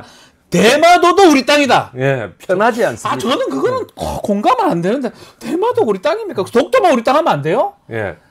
역사적 사실입니다. 태종실록에. 네. 태종실록에. 태종실록에. 예. 태종 이방원께서 다음과 같이 말씀하셨습니다. 어떻게? 아, 얘기해 주셨네. 대마도는 경주 계림부에 속한 우리 땅이다라고 돼 있습니다. 계림부면 경주, 그러니까 지금 경상도 쪽에 예. 속한 땅이다. 예, 계림부에 속한 우리 땅이다. 그런데 외구 놈들이 예. 자꾸 들어와 가지고 그 불쌍하게 살 땅이 없어서 있길래 내가 좀 봐줬는데 어떻게 해서 자꾸 이렇게 불법적으로 쳐들어오느냐? 그렇게 해서 박위와 이종무를 시켜가지고 그걸 평정하게 해버립니다. 박이 이종무. 예. 들어왔습니다. 예. 그래가지고 대마도 정벌을 시행합니다. 이야, 이거 우리 주장하면 좋을 것 같긴 한데. 네네. 알겠습니다. 지금 현 정부의 역사 인식하고 조금 달리 갑니다. 많이 달리 가기 때문에 예. 이 불편한 한국사. 이 뭐 동해 바다도 뭐 못 쓰는데 무슨 뭐 일본이라고 이런 그러잖아요. 이야기를 쓰겠습니까? 예. 알겠습니다. 그 독립기념관장 얘기 좀 해봅시다. 지금 김영석 씨입니다. 김영석. 예. 이분이 자기는 뉴라이트 아닌데 1945년 강복 인정하냐니까 요거 노코멘트라고 하는데 역사학자로서 이 부분 어떻게 이런 얘기 하는 사람도 어떻게 봐야 됩니까? 자꾸 1948년 얘기도 하고요. 역사학자이기 때문에 네. 정치에 관심을 가지면 안 된다. 네. 많은 분들이 이렇게 얘기하시는 분들도 있습니다. 네. 항상 중립적인 입장에서 역사를 서술해야 된다. 근데 그러고 싶은데 저도 그러고 싶은데 역사학자가 정계로 바로 발탁되는 경우가 바로 가장 대표적인 케이스가 독립기념관장입니다. 독립기념관장은 정치자가 들어서는 것이 아니라 역사학자가 들어서는 거예요. 따라서 역사학에 이 사람이 어떠한 의견을 냈느냐가 가장 중요합니다. 네. 그랬는데 이 사람은 아니 어떻게 1945년 8월 15일도 광복절이 아니라고 뭔데요? 노코멘트라고 얘기를 뭔데요? 합니까? 그날이 뭔데요? 아니 그러면은 그날은 도대체 뭡니까? 뭐 일본 패망절입니까? 네, 뭐 일본 패망절이라고 해도 되지. 그런데 한국의 광복절이라고 우리가 유치원 때부터 배워왔지 않습니까? 빛광자, 다시 복자, 빛을 다시 본 날을 광복절이라 하지 않습니까? 예, 그러니까 1910년부터 1945년까지는 네. 우리가 빛을 보지 못했다. 우리 민족이 대한제국이 그대로 있었습니다만은 네. 일본이 불법적으로 쳐들어와가지고 국권을 빼들어 갔다. 네. 근데 그거를 다시 되찾았다. 아니 그렇게 얘기하면 되지 않습니까? 그러니까요. 근데 왜 그걸 노코멘트 합니까? 그게 말이 어렵나? 아니 참. 아니 이종찬 회장, 강복 회장 뭐 저는 이거 보수의 어른 아니십니까? 예.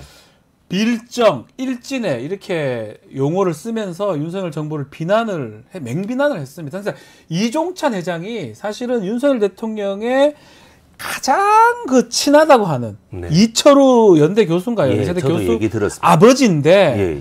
또 윤석열 대통령도 정말 아버지라고 사석에서 부르는 사람인데 이런 분이 이 정도 얘기를 할 정도면 상당히 심각한 거라고 봐야 되는데 단도직입적으로 왜 이렇게 뉴라이트 관련된 인물을 1945년 8월 15일 강복절이라고 말할 수 없는 이런 사람을 왜 독립기념관장에 임명하는 그 대통령의 의도는 뭡니까? 대통령의 의도라는 거는 역사학적으로는 그래도 현실 정치에서는 일본하고 파트너를 가야 된다. 이런 의견이 가장 강한 것 같습니다. 그래서 역사학계의 이런 의견에 뭐 동의하는지 안 하는지는 모르겠는데 그냥 정계로서는 그냥 파트너로 가야 된다. 이거는 제가 봤을 때 용산의 그 안보실 1차장 김태효의 입김이 가장 세다. 저는 그렇게 보고 있어요. 그러니까 일본과 같이 그 미래적으로 뭐 간다고 합시다. 뭐 그런 정부 방향이니까. 그렇지만 역사까지 바꿔가면서 미래로 갈 건 아니잖아요. 그건 아니죠. 근데 역사를 윤석열 대통령이 볼 때에는 역사를 가지고 계속 일관되게 밀어붙이면은 한일 관계는 계속 갈등에 봉착할 수밖에 없다. 따라서 정치가 우선이기 때문에 역사를 희생시키자. 이런 것 같습니다. 그런데 역사는 절대 희생되는 게 아닙니다, 여러분. 역사를 희생시켜 정치를 나아가자. 이거는 윤석열 정권의 아메바 같은 행동이에요. 아메바요. 아메바. 단세포 생물이죠. 단세포 무슨 건다 아니고. 그러니까 어떻게 역사하고 정치가 하나가 양보될 수가 있습니까? 역사는 역사대로 계속 협상 카드로 활용하고 정치는 정치대로 계속 물밑에서 협상하고 이게 전 세계적인 그 정치가들의 모습이지. 역사까지 그럴 필요는 희생시키고 없다. 정치로 나간다. 말도 안 되는 얘기. 그러다 보니까 지금 보수 진영에서 특히 홍준표 시장이라든지 이준석 개혁신당 의원 반발을 많이 하고 있습니다. 이게 역사관을 두고 뭐 이게 저는 이 말이 맞는지 모르겠습니다. 올드 라이트 예전 우파 그리고 뉴 라이트 이 분화가 좀 된다고 봐야 됩니까? 어떻게 보십니까? 뉴라이트는 2002년도에 노무현 대통령께서 해방 전후사의 인식이라는 책을 추천하시면서 내가 해방 전후사의 여러 왜곡된 역사 사실을 보면은 피가 거꾸로 솟는다라는 말을 하셨기 때문에 그때 서울대학교 서양사학과의 박지향 교수, 지금 동북아 연구원장이죠. 박지향 교수가 이거는 대통령의 역사인식에 문제가 있다면서 해방 전후사의 재인식, 제자를 붙여서 재인식이라는 책을 쓰고 그 편저자들이 다 모여서 뉴라이트, 이른바 예전에 김대중 노무현 정권 이전에 라이트한 이 우파 진영하고는 다른 우파다라고 하는 거를 들고 나온 그때 사람들. 뉴라이트라 했어요. 뉴라이트. 그러니까 우리가 뉴라이트, 올드라이트라는 거는 그냥 방편적으로 그 이동관인가요? 그 동아일보 옛날에 그 주필할 때 그때 이 사람들 그러니까 해방 전후사의 재인식의 새로운 그런 사람들이라고 해서 뉴라이트라고 명명한 것에 불과해요. 그러니까 이 뭐냐면 뉴라이트가 그 득세함에 따라서 윤석열 대통령의 집권에 따라 가지고 올드라이트까지 거기에 같이 묻어 나오는 거죠. 이렇게. 그러니까 그러면 이 뉴라이트사가 한숨을 쉬시면서 말씀하시는데 뭘 주장하고 싶은 거예요? 그러니까 뭐 일제강점기는 식민지 수탈 시기가 아니라 오히려 우리 민족이 근대화됐던 시기다. 진짜 그렇게 생각하시는 거예요? 그 사람들? 왜냐하면 서울대 경제사학과의 안병직, 양동휴, 뭐 이영훈, 이영훈 교수 알겠습니다. 한국학중앙연구원의 김낭년 원장 이런 사람들이 다 그렇게 얘기하지 않습니까? 반일 종족주의. 그걸 하면서 그 다음에 또 뭐냐면은 뭐 서울대학교 그 평화문제연구소의 정한기 뭐 이런 사람들이 다 하는 말이 뭐냐면 이승만이 최고다. 이승만의 여러 가지 기독교적 인식이 우리나라의 근대화를 가져온 1등 공신이다. 그냥 한마디로 우리 국사학계가 보기에는 막 가짜기가 이를 데 없는 주장이다. 그러면 이분들은 그 일제강점기 동안 우리나라가 다 잘 됐다 이래 보시는 사람들이에요? 일제의 곡물 수탈이 아니고 일제에 대해서 식량을 수출했다. 와 그래 생각하는데요? 그다음에 왜 그래 생각하는데요? 아니 그다음에 왜 그래 생각하냐고요? 아니 그 강제동원 위안부도 성노예가 아니고 자발적으로 매춘회가 돈 왜 그래 벌려간 생각하는데요? 사람들이 왜? 거다. 아니 왜라고 말하기가 참 그렇습니다. 저희가 이상한 거 제가 이상합니까? 일본에 우리 그 식민지였잖아요. 예, 식민지인데도 불구하고 일본 사람들이 와가지고 철도도 놔주고 병원도 세워주고 학교도 세워주고 전기선도 깔고 그게 좋아요? 예, 그래 좋답니다 그게. 야, 저는 이해가 안 되는데요. 이게 말이 됩니까 이게? 아이고 내 참 제가 역사 공부를 잘못했나요? 철도 역사라는 거는 제가 잘은 모르지만 현재에서 인식을 하는 거 아닙니까? 우리 뭐 예측한가요? 예. 과거 현재의 끊임없는 대화다. 그렇습니다. 그렇게 자꾸 생각하면 생각하는 대로 당신은 하위가 되는 거, 나쁘게 되는 거, 저질이 되는 거 아닙니까? 그렇습니다. 제가 너무 소리 질렀나요? 그렇습니다. 그게 죄송합니다. 이제 뭐냐면 뱃쌤님, 네. 1893년 7월 23일 날 네. 새벽에 그 일본 군대가 우리나라 경복궁을 범궐해가지고 그러니까요. 그 을미사변. 그 고종의 그거에 딱 관자놀이에다 예. 총을 대고 그게 오시마 요시마사라고 하는 예. 아베 신조 총 맞아 죽은 아베 신조의 고조 할아버지라는 거 아니에요. 그러니까 그게 그대로 내려온다고. 일본은 조금도 변화가 없어. 일본은 오로지 요번에 교토국제고 네. 우승하고 난 뒤에 반응을 봐도 그렇고. 난리 났잖아요. 말이지. 너희는 3등 국민이고 예. 우리는 1등 국민이라서 우리가 너희를 근대화 시켜주러 갔다. 이 입장에서 조금도 변화가 없거든. 그런데 식민지 근대화론 하는 뉴라이트들은 여기에다 춤을 추고 앉아있다. 그러니까 그때 을미사변 때 그 낭인들 일본 이게 지금 욕하고 싶은데 일본 아니 을미사변은 네. 그 뒤에 명성황후가 그 위에 있는 거고 네, 그 위에 있는 1893년 그 전에 예. 그 했던 사람이 아베의 고조 할아버지라는 거잖아요. 네네네. 근데 그대로 내려오잖아요 지금. 그러니까 반성하라. 우리가 계속적으로 하면 일본한테 계속 숙살당하고 계속적으로 당합니다. 정신을 바짝 차려야 됩니다. 어떤 곳은 아니라도 이거를 우리가 민족의식이라든지 역사의식을 고취시키려 하는데 이상한 얘기해가지고 더 떨어뜨리는 게 이게 말이 됩니까?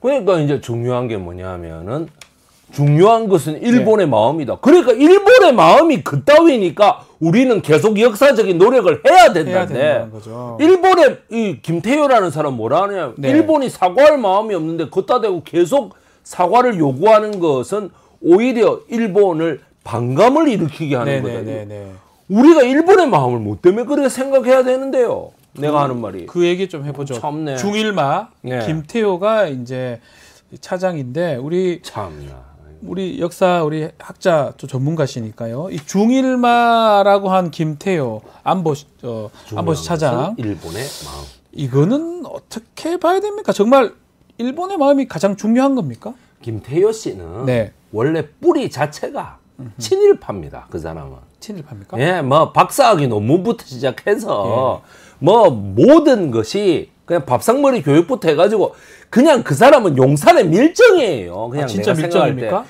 이게 이제는 제가 전에 같으면 밀정일 거예요 이랬는데 이제는 밀정입니다. 그냥 제가 생각할 때. 예. 밀정이다. 일본에 그러니까 뭐라 그래야 될까? 갑신정변 이후에 김옥균의 역할이라고 그래야 될까요? 1884년이죠? 예, 1894년에 네. 84년에 네. 김옥균이 그 이노우에 가오루하고 네. 만나가지고 네. 100일 동안 세뇌 교육을 받고 나서 우리가 청나라를 물리치기 위해서는 일본과 협력해야 하는 것입니다. 친일파. 네, 친일파. 네. 딱 그거예요. 그때 김옥균이는 일본이 우리에게 구체적으로 피해를 준 사실이 그때는 아예 안 줬어요. 없으니까 그건 그렇다 치더라도 지금 친일파 김옥균의 역할은 도대체 뭡니까 도대체. 일본이 우리한테 찢고 뽑고 온갖 피해를 다 줬는데도 불구하고 중요한 것은 일본의 마음입니다. 네. 근데 저는 좀 궁금한 게 참네. 일본을 좋아할 수도 있어요. 저도 사실은 이런 말씀 드리긴 뭐하지만 일본어를 고등학교 때 배웠습니다. 어유 일본을 좋아할 수는 있죠. 그래서 뭐 니혼진, 뭐 예. 한국어진, 뭐 이런 거 알아요. 예. 와타시와 뭐 박지훈 데스 뭐 다 할 수 있어요. 할 수 있어요. 그 일본 음식도 좋아하고 예, 예. 뭐 맛있잖아요. 맛있는 거 아니, 아닙니까? 뭐 우리가 일본에 관광하러 가도 갈 수 있는 거. 네. 우리 일본 사람들이 우리한테 와서 해도 친절하게 또 대해줘야죠. 예. 그거 지금 일본을 좋아한다는 거하고 역사적으로 한다는 거하고는 좀 달리 봐야 되는 거 아닙니까? 달리 봐야죠. 예. 왜냐하면은 전에 그 송영길 대표가 예. 그 국회에서 잘 정리를 해서 얘기했는데 메이지 유신 때 메이지 재팬 네. 이거는 자기는 너무나 증오한다. 음흠. 그런데 1960년 이후부터의 일본은 자기가 뭐든지 배워야 된다고 생각한다. 그러니까요. 저도 그렇게 생각합니다. 그런데 이제는 우리가 배울 만큼 배우고 또 경제 수준이 그렇게 옛날만큼 뚝 떨어지지 않아요. 네. 일본이 세계에서 제일 잘 살고 우리나라는 못 살고 우리가 더 이렇게는 좋아요. 안 된다. 우리가 더 좋아요. 잘 살아도 조금 더 잘 살고 요즘 근데 지금 뭐 때문에 일본하고 협력을 그렇게 하는데요. 오히려 독도 문제, 대마도 문제, 뭐 칠광구 문제 이런 걸로 온갖 데서 다 부딪히는데 네. 단순한 예로 예. 스포츠의 한일전 우리가 가위바위보도 못 집니다. 제일 재밌습니다. 이거 무조건 이겨야 됩니다. 가위바위보도 돼요. 못 져요. 수준이 비슷하기 때문에 예. 더욱더 다 이겨야 못 돼요. 진다는 다 이겨야 거야. 돼요. 다 이겨야 돼요. 예. 야구도 그렇고 예, 축구도 그렇고 농구도 그렇고 다 이겨야 돼요. 배구도 그렇고 다 이겨야 된다 이 말이에요. 우리 마음이 그래요. 아유 우리가 그렇는데 뭐 때문에 중요한 것은 일본의 마음이라고 하는 거예요. 자, 김태호 차장 다시 한 번 더 얘기하면 매불쇼에 가셔가지고 매불쇼. 김태효 그 집안에 특별한 내력이 있다 이런 얘기를 하셨는데 어떤 네. 내력이 있다는 말씀을 하신 겁니까? 뭐 제가 오죽이나 예. 개인의 어떤 발표 학설을 주장 뭐 말 그대로 비판하고 싶으면 자기 아버지, 네. 자기 처가 뭐 이런 걸 들고 나오겠습니까? 자기 아버지가 누굽니까? 김경회 검사입니다. 김경회 검사. 예. 김경회 중앙수사부. 여러분 그냥 검사도 아니고 대검찰청의 네. 중앙수사부장이라고. 중수부장. 예. 대검찰청 중수부로서 뭐냐면 경력이 지금 세간에 알려져 있는 경력이 두 개죠. 일단 권인숙 양 네. 전 더불어민주당 국회의원. 권인숙 양 성고문 사건 때 그 성고문의 담당자였던 문귀동을 잡아 넣었다. 그 다음에 또 박종철 고문치사 사건 할 때 강민창 수사본부장이 치안본부장이 네. 탁 치니까 억하고 죽었다 가는 거를 잡아 넣었다. 뭐 요 두 개만 가지고 홍보를 하는데 네. 그러지 마라. 뭐 또 있습니까? 81년부터 예. 83년까지 예. 국사를 다 이 사람이 한일 독립운동사를 전부 다 정리를 했다. 검사인데요? 예. 오. 군사 정권에서 아하. 다 정리를 했다. 예. 왜냐하면 검사들이 엘리트니까. 아하. 검사들을 활용하기 위해서. 그 다음에 뭐니 해도 91년도, 92년도에 네. 임수경 양 방북 사건. 네. 그때에 이 김경회가 서울중앙지검장이었다 이 말이에요. 그러니까 공안부로서 최고의 담당자 아닙니까 임수경이. 그렇죠. 노태우한테 작살날 깨져요. 예. 뭐싸 이러면서 완전히 막 깨지고 나서 노태우 정부 때니까. 한 이틀 동안 깨지고 나서 저 사람이 완전히 가치관이 이 세상은 빨간색과 파란색으로 이루어져 있다. 이런 식으로 딱 바뀌어버린 거야. 예. 그래가지고 임수경이 한 방북 사태에 대해서 어떻게 생각합니까? 기자들이 마이크를 막 들이대니까 질문하니까. 네. 그 얘기 말고 딴 거 하세요. 그거 비슷하네? 질문하지 마세요. 비슷하네. 김태호 예, 아버지하고 비슷하네. 예, 그 이상 질문하면 저 나갈 거예요. 그 이래. 아버지 했던 거 그대로 따라했네요. 그거를 그대로 김태효 실장이 그 밥상머리 교육이다라는 게 제 생각입니다. 아버지 하락하는데 그대로 했네. 아버지가 대검 중수부장이다 보니까 예. 윤석열로서는 뭐든지 심지어 대법원에서 유죄 판결을 받아도 윤석열이 네. 야, 니 일로 온나. 니는 내 자식이다.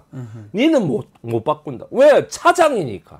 실장은 뭔 일 있으면 바꾸죠. 네. 또 그보다 더 높으면 뭐 장관 이런 거 하면은 청문회를 또 바꿔야죠. 거쳐야 되죠. 예. 그러니까 청문회도 안 거치고 안 바꾸는 외교 1차장에 취임 때부터 그대로 박아놓고 2년 2개월 동안 계속해서 쓰는 겁니다. 네. 그리고 2년 2개월 동안 실권을 주는 거죠. 그리고 뭐냐? 자기 처가가 뭐냐면 조중훈 한진그룹 회장의 막내 동생 예. 조중건의 딸입니다. 자기 부인이. 잘 사네 다들. 예, 조중건의 딸이에요. 그러니까 이 무슨 얘기냐면은 여러분 마카다미아 조현아 아시죠? 알죠. 조현아하고 사촌이네 그러면. 예, 아니요. 아니. 조현아가 예. 김태효를 부를 때 고모부. 고모부야. 한 단계 높네요. 고모부.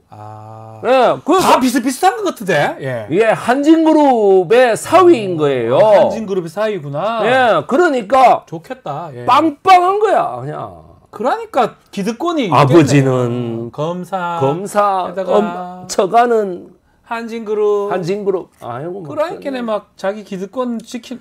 제가 이걸 어떻게 아느냐? 네. 제가 그 2002년부터 2004년까지 배씨 종친회를 다 정리를 했지 않습니까? 네. 그 김태효 저엄마 이름이 백은영입니다. 그렇습니까? 예. 그래서 알게 된 겁니까? 예, 그래 내가 백은영. 그래서 제가 알게 돼. 왜 동명이인 아닙니까? 아닙니다. 맞아요. 그러니까 백은영이라는 네. 거를 알고 그때는 김태효가 유명하지 않았죠. 그때는 이명박 정부의 비핵개방 3천으로 뽑히기도 전이거든. 그런데 어떻게 아느냐 하면 그 백은영의 남편이 김경회라는 거를 보고 이 알았구나. 장자가 김태효라는 한자를 내가 해석한 기억이 나서 비핵개방 3천을 했을 때 저 엄마가 배씨야 내가 그렇게 얘기했던 기억이 있습니다. 친구들에게. 예. 알겠습니다. 자, 우리 이 역사 얘기 뭐 오늘 좀 많이 했는데 우리 저 같은 소시민들은 이 역사 투쟁 어떻게 해야 될지 이렇게 불편한 한국사 사보면 되는지 말씀 좀 주십시오. 예, 무선 불편한 한국사 좀 들어주십시오. 많이 좀 이렇게 사주시고요. 예, 이걸 하면은 대마도 이 뉴라이트 사관을 무찌르는데 큰 도움이 됩니다. 네네네네. 예, 그 다음에 현실 참여 의식을 꼭 가지시기 바랍니다. 저거 내하고 상관없다. 저 시민운동하는 사람들은 만날 첫날 그냥 반대하고 그 데모하는 게 일이니까 내하고는 관계없다가 아니라 내 삶에 바로 관계가 있는 거다. 여러분 지금 만약에 그 일본해라고 바이든이 인정하는 바람에 동해가 해보십시오. 그 교도국제고가 동해바다 건너서 하면은 불법이다 이러는 순간에 어떻게 되겠어요? 그러니까요. 말이 안 되는 거 아닙니까? 그게 우리 먹고 사는데 아무 관계 없는 게 아니라 먹고 사는데 직접적으로 관계가 있는 것이다. 동해바다로 시작합니다. 애국가도 그렇고 동해물과 백두산이. 예, 백두산이. 교토국제고도 마찬가지고. 동해바다 건너서 야마도 땅은 이렇게 시작한다. 교가예요, 자기 교가. 예. 와우. 그러니까 애국가의 두 개가 동해바다하고 동해물하고 백두산이 전부 다 지금 국경 분쟁 지역이에요. 네. 하나는 중국하고 하나는 일본하고. 그러니까 이게 어떻게 우리 삶에 직접 어느 순간 동해물과 백두산의 애국가를 못 부른다고 생각해 보세요. 일본의 물과 일본의 물가야 돼요. 일본의 물과 장백산이 이래 보십시오. 말이 됩니까 이게? 그러니까 역사가 필요하고 반드시 우리나라가 그러니까 어떻게 돼?